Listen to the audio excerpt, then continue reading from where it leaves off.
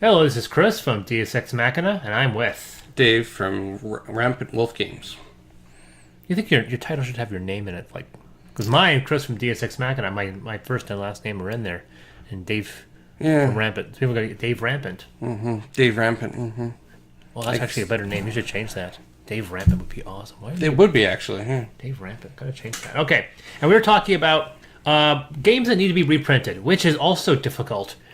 Yes. For me to, because eventually it came down to being games that not only need to be reprinted, but games that are going to be reprinted. We're just waiting, or games that are probably. I will admit, there's probably a couple Kickstarter ones where they simply haven't launched a reprint relaunch. Right, because some games don't do that. They don't reprint. They'll just run another Kickstarter. Yeah. Right, Gia, which is not on my list because it's being reprinted. Right, because Gia would have been on my list because of the expansion which you have over there, Embers of a Forsaken Star, would have been on my list. Except that just got relaunched in Kickstarter, and I should be getting it hopefully this year. So these are games that need to be reprinted. Do you have any issues? Only with the fifth one. All four of the rest ones, no, they're easy to bang off. Okay. All right. So every time it's a running joke now. It's gonna break. I'm sure when we get down to one, we'll screw it up. So yeah. So number 5. And then It'd be weird if we could I could draw a line that traces that symbol I put up there. yeah, Or if I could animate it. I mean, you could just animate like a little light yet. yeah. But number 5, this was a strange one, just because it's not popular, but it's Star Trek 5-Year Mission. Ooh, yes. Because you have it right there. Now, Yeah. the company is gone. They no longer exist. They folded up, was it this year? Isn't it? They folded it up earlier this year. And Yes. their properties were sold off, and it was just like a vulture swept in and picked up all their useful IP. Star Trek 5-Year Mission was not one of those IPs. Because a lot of people didn't see any value in it. It's a very inexpensive game. You can get it for less than $40. There was never any expansions to it. It's never been rebooted, and I think that a reprint with a higher production value, a slightly tweaked game engine, it is a cooperative die placing game that's better. I'm saying it. I know you're gonna say Elder Sign, yeah. Yeah, it's better than Elder Sign. It's more enjoyable than Elder Sign. It doesn't evoke as much rage as Elder Sign. So if you combine some of the production value you see with something like Elder Sign, a couple tweaks to rules, better production, box insert for God's sakes, as no insert, that's a very inexpensive game. I think there's value there. I think there's some value in that. So that's my number 5 pick, Star Trek 5-Year Mission. I agree. That surprised? Yeah, you didn't put on it. No, I agree. That's a good pick. I did something right for once. Usually you're like, okay, I don't agree with you, but whatever. This is true. We never agree. That's why we have a lot of debates. Anyways, Except for the Magic the Gathering, apparently we had. apparently, yeah. You got to figure out how to animate that one. So my number 5, I know they're reprinting it, but I don't know if I'm going to back it only because it depends on whether I've lost faith in the company. Ooh. And the reason why is because I played this game with a friend of mine. He owns the game. I like the game. I want to buy the game. He's like, no, you can't because they said they're not going to go to retail. And this is it. They're done. And then lo and you behold, kickstart it, or that's it. yeah, let's kickstart it. And then lo and behold, and they weren't going to ever do anything after that because it was a big pain and all this other stuff. And lo and behold, just recently, yep, we're going to redo it again. It's kind of the Cry Wolf thing, right? You know, You fool me, haven't said fool. it yet. You haven't said it yet. Project Elite. Oh, they are rebooting, yeah. They are. Yeah, DT was talking all about that. They just love the fact that being... Yep. Why is it you don't want to...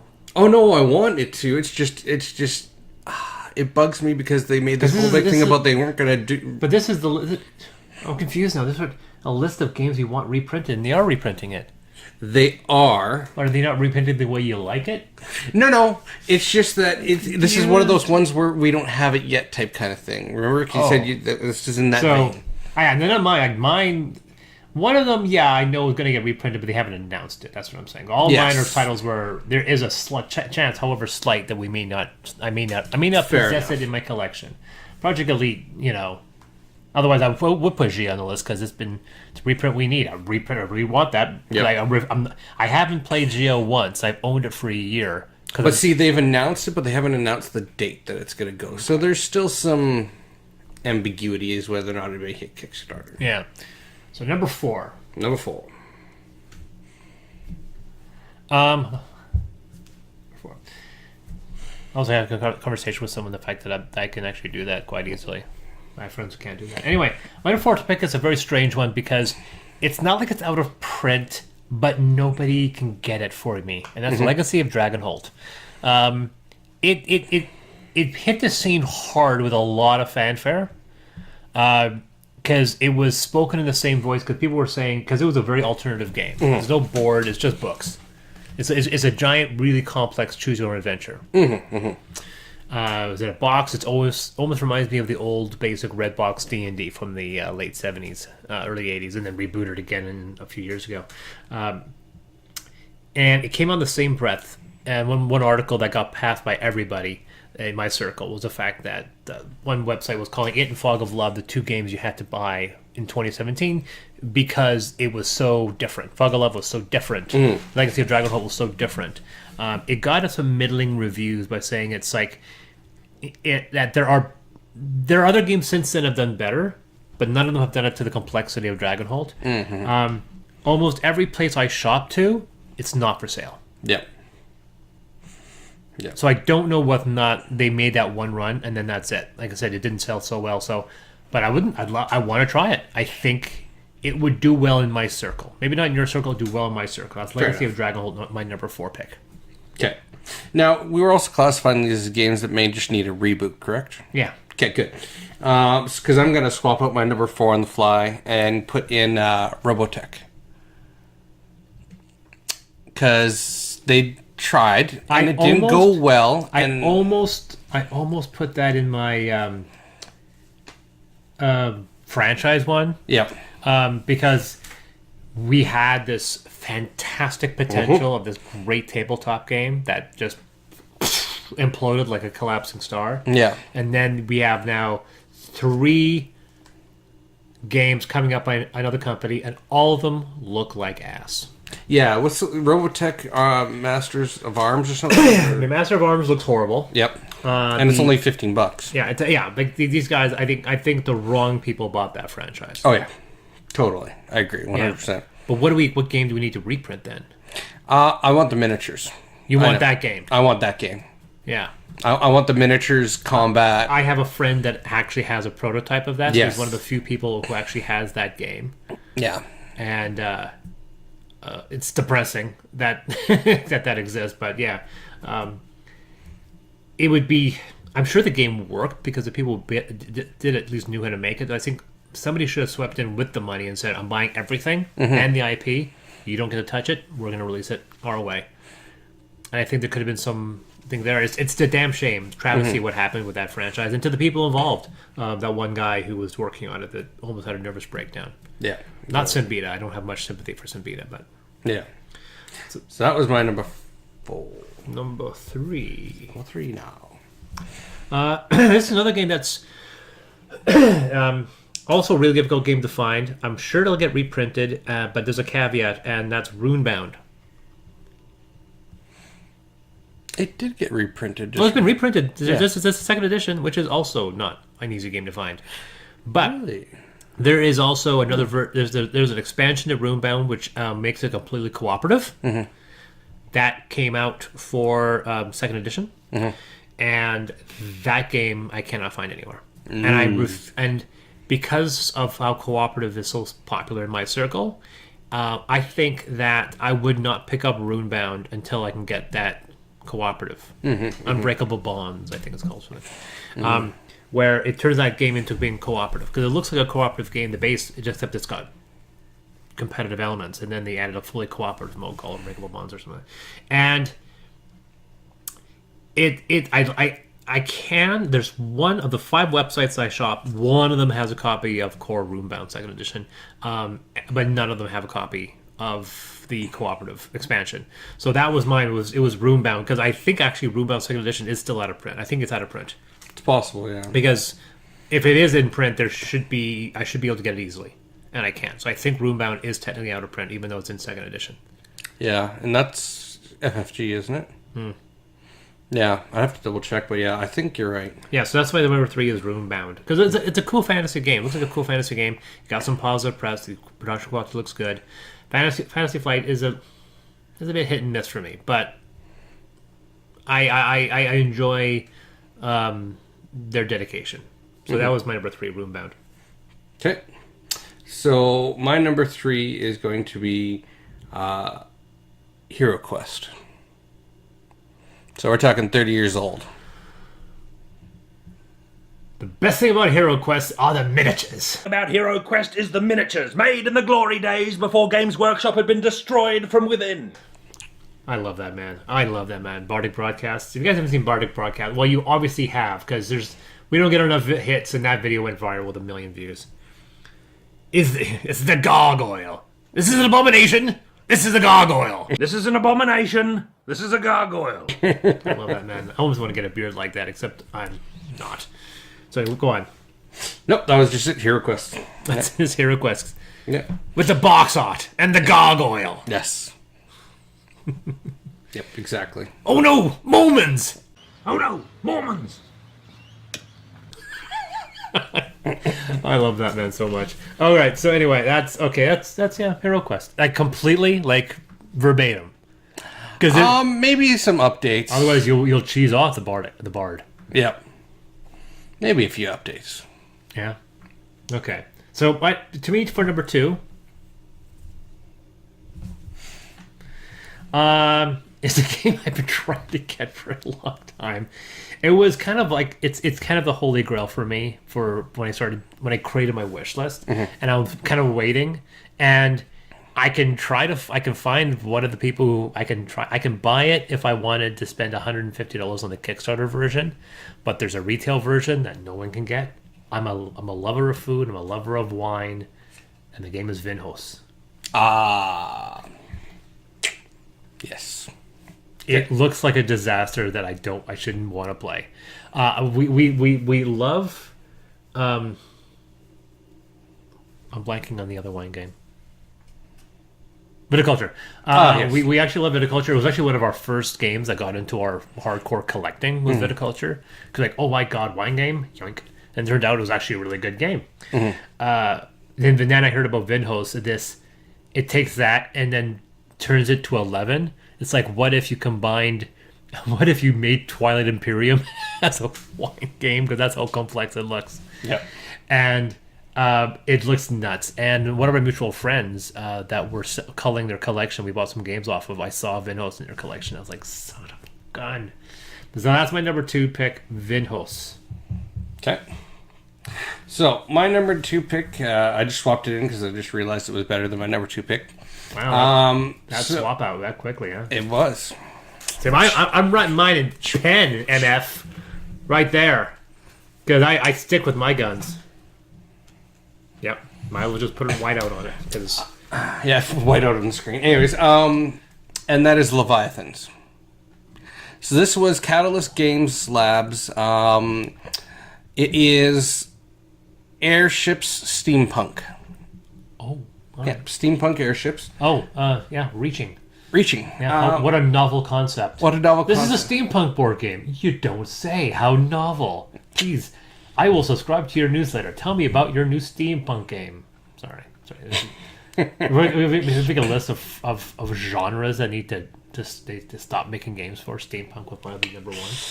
But this one was good. But this one was good. It actually had the point where you had like the different elevations, clouds, and like actually it was very detailed. And What ended up happening was the company, whoever created the molds for their company, ended up not letting them have them.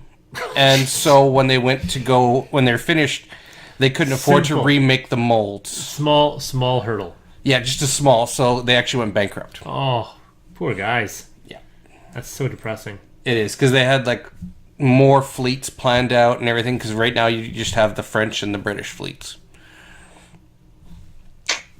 That's too bad. Yeah, That's too bad. That's depressing. I really don't like it when corporate backhandling screws a company like that. That's depressing. it is.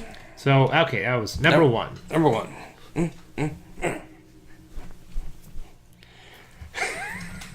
Again, my streak continues. This one is one, we're going to get it back. It's one of those things. I was actually surfing through the Kickstarter games that I missed out on before I got heavy into Kickstarter. And then, oddly enough, recently starting to regret it now because the last 2 or 3 Kickstarters I've gotten have been kind of not very good. But there were a couple I kind of wish I did get into. I mean, I didn't get into Gloomhaven, but I bought Gloomhaven. I was almost going to put Kingdom Death Monster just so I could just own that monstrosity. And then I realized, no, I really hate the fact that I bought it because it's just too big. It's just too big. Well, yeah, all in is $1,300. Yeah, that's just nuts. It hurts to say it, Yeah. but I'll say it again. But there was one $1,300. game I really don't know why I didn't pay into. I should have, and that was Seventh Continent.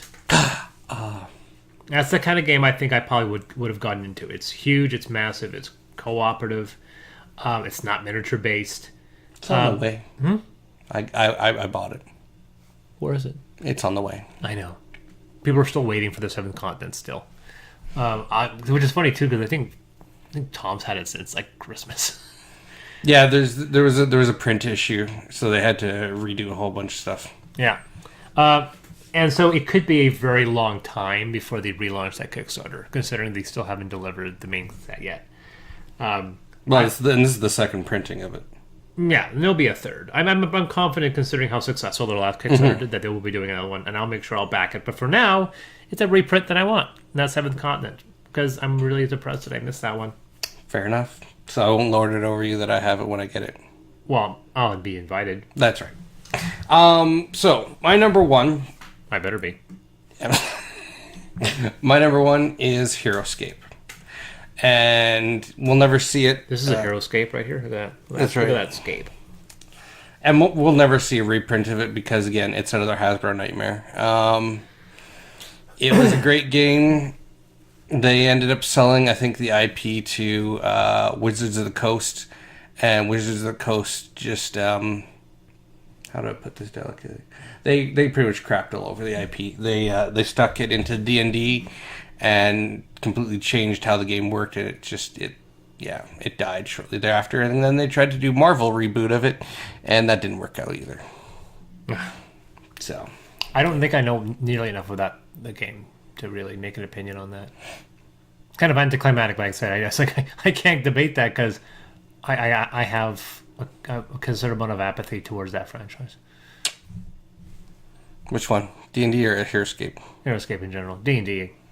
If you want to talk about a game that needs too many expansions, I could put D&D, but D&D, I always divorce D&D from tabletop, so which I shouldn't, but HeroScape was nice because it was basically, it had simple mechanics. You could get, it was a good gateway game for kids because it's just like, okay, these are your dice, you roll, these are your dice, these roll, match up, and away you go. That's who won. So it was very simple to kind of get people pulled into it, and the 3D terrain was awesome. okay.